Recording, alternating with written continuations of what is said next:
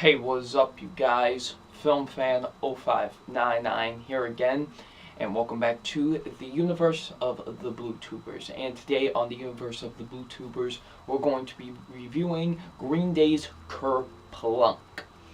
Well, since the album turned 25 years old back in January, and since I'm trying to review every single one of Green Day's studio albums before the end of the year, I figured let's talk about Kerplunk. Now, Kerplunk was the band's second studio album and was released in 1992. And a lot of people consider it one of their best albums because it's a very, very punk-sounding album. It's like very punk-sounding album. I wouldn't say really... It's still got that pop-punk flavor to it, but it's more or less like just straight-up like punk rock. And I will say it is a great album. I don't necessarily think it's like very high on, like, I wouldn't necessarily put this in like my top 5 favorites, but I do think it is a great album. It definitely is a great album in my eyes. I really do think Kerplunk is a very great album. And for reasons why I think it is a great album is because, for one, really I do think a lot of the songs on here are very great. Like, a lot of them have like great meanings to them and stuff.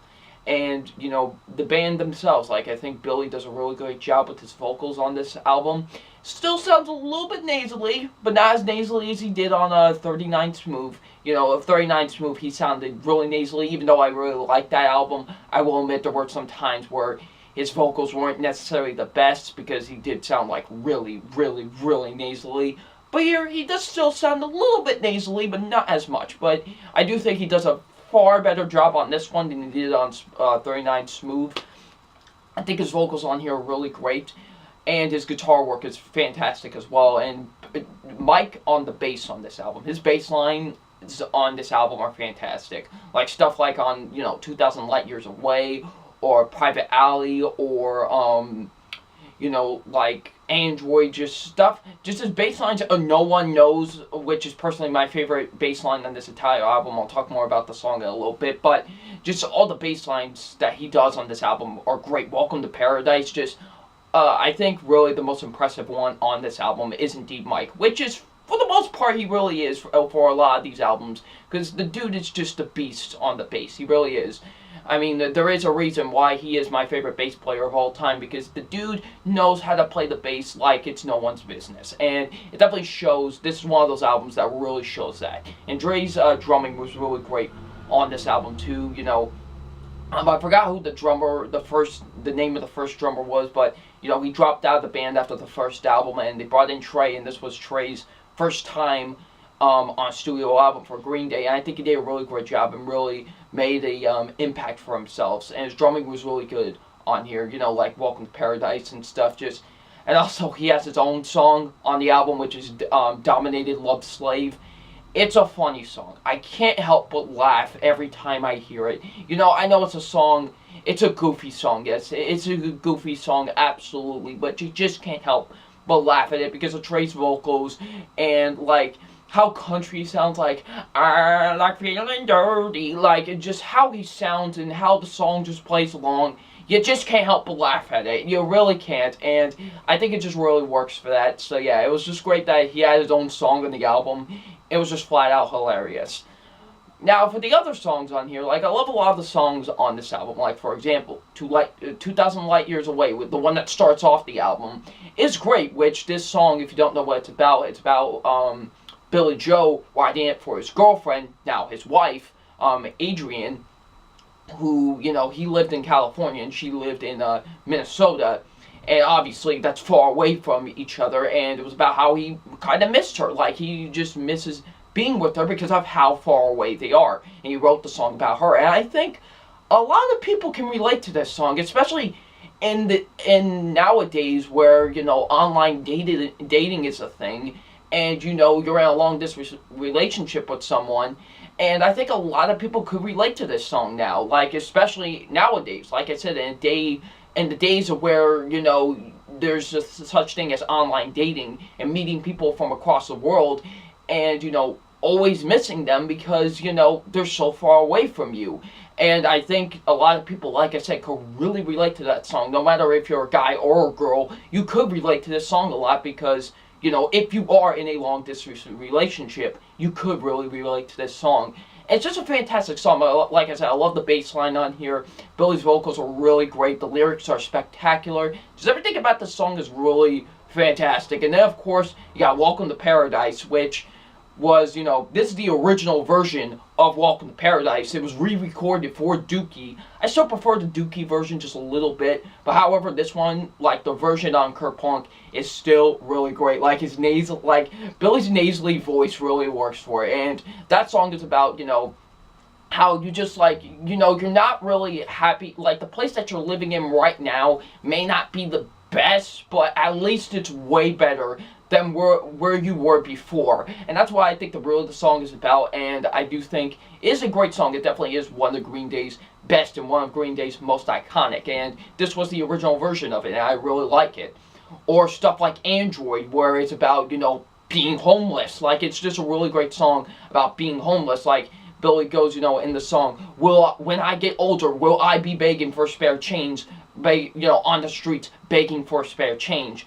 And it's just a really great song about, you know, feeling, about, you know, being homeless and stuff. And I love the fact that they just throw in the sound of a toilet flushing in the song. Like, literally, they just throw a sound effect of toilet flushing in the song. I just can't help but laugh every time I hear that toilet flush, because it's just so, like, out of nowhere, and they just place it into the song for that reason. It's just great. And then probably my favorite, it is actually my favorite song in the entire album. It was one of my favorite Green Day songs of all time, No One Knows, which is a song about struggling to grow up.